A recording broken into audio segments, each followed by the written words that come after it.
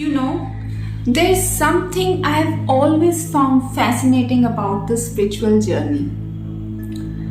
Some people spend their entire lives searching for God. They pray, they meditate, they read scriptures, they travel to holy places, and yet, when you look in their eyes after decades, you still see that they are searching. It's like someone walking along a beach for years, picking up shells, looking at each one, but never once stepping into the ocean itself. And then there are those who step onto the path of Tantra within months, sometimes even days. Something inside them shifts so deeply that you can see it in the way they walk, the way they speak, the way they breathe. It's as if they have been touched by something timeless, and you can't quite explain it in words, but you can feel it. Now the question is, why does Tantra work so much faster? Let me tell you a secret. Most spiritual paths work from the outside in. Tantra works from the inside out. There is a difference between climbing the mountain and knowing the hidden stairway. Picture a great mountain. Other paths begin at the base. They say, walk slowly, purify yourself, remove your ego, one step at a time. It's a beautiful journey, but it takes years to even reach halfway. Tantra doesn't tell you to skip the climb. It just knows where the hidden staircase is, carved into the mountain, invisible to most eyes. It takes you to the peak, and from there you can still walk down and see every path. But you start with the view of truth. Now, why this happens? Most spiritual paths begin with the mind. They ask you to change your thoughts, your beliefs, your habits to slowly reshape your life. But the mind is like the surface of the ocean. It is constantly moving. You can try to still it for years, and the moment a storm comes, it's restless again.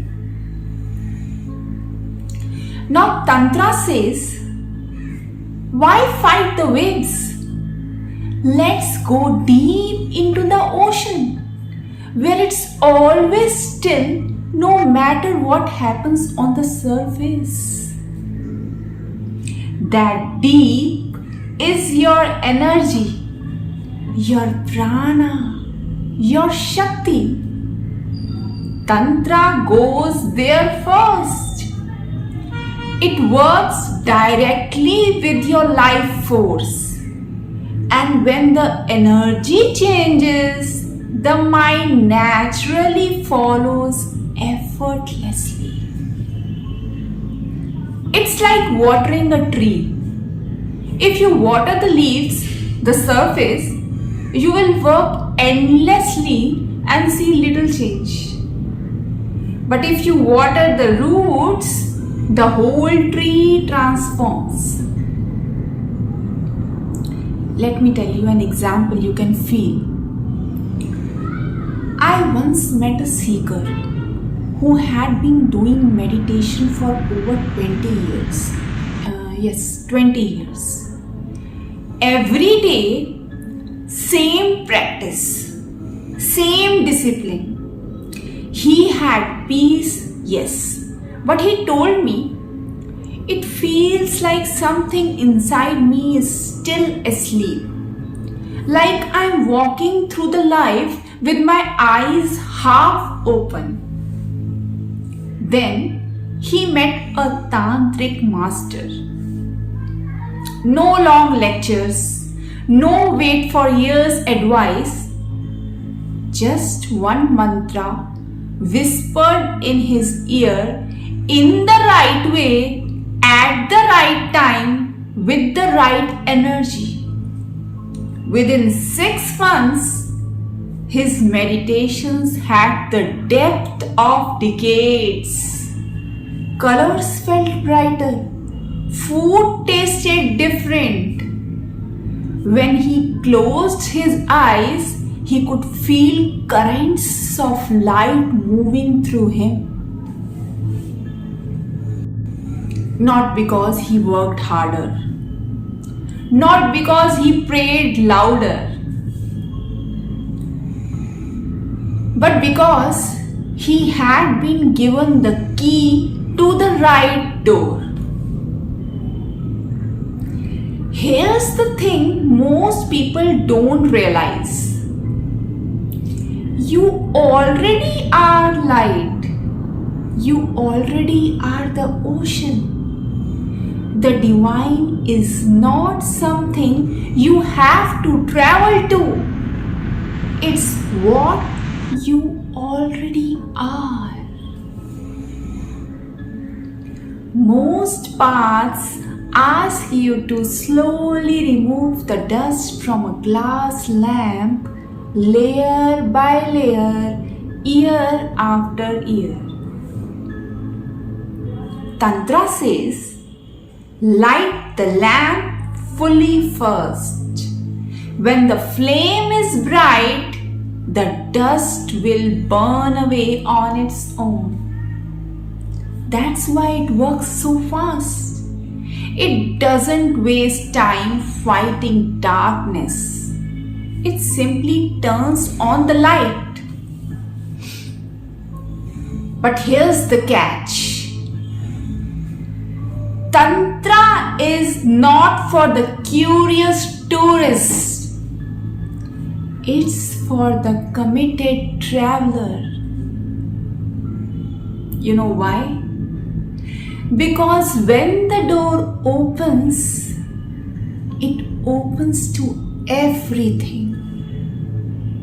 Your highest light and your deepest shadow. And you must be willing to face both. That's why Tantra was always kept secret.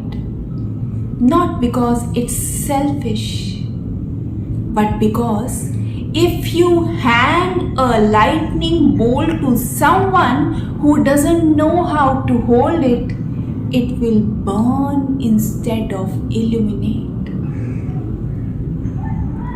Another way to understand it, think of a spiritual progress like a boiling water. In most paths, you start with ice.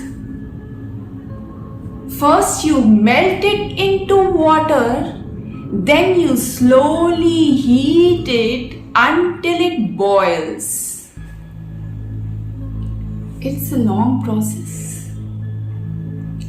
But in Tantra, you are given the fire and the pot and the water all in alignment from day one. You don't waste time searching for tools. You begin the boiling instantly. Sometimes When people hear these stories, they say, "Oh, Tantra must be magic or some kind of shortcut." No, it's not a shortcut. It's just the right road. If you are in a dark forest and you have a map that tells you exactly where the river is, you will reach it faster than the one who walks in circles, even if both start at the same place. Tantra is that map, but it's written in a language only the heart can understand. A final truth.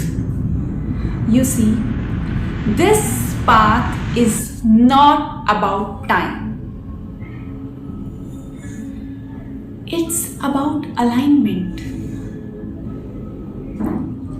When your energy, your breath, your intention, and your awareness all flow in one direction, things that take others years can happen in days.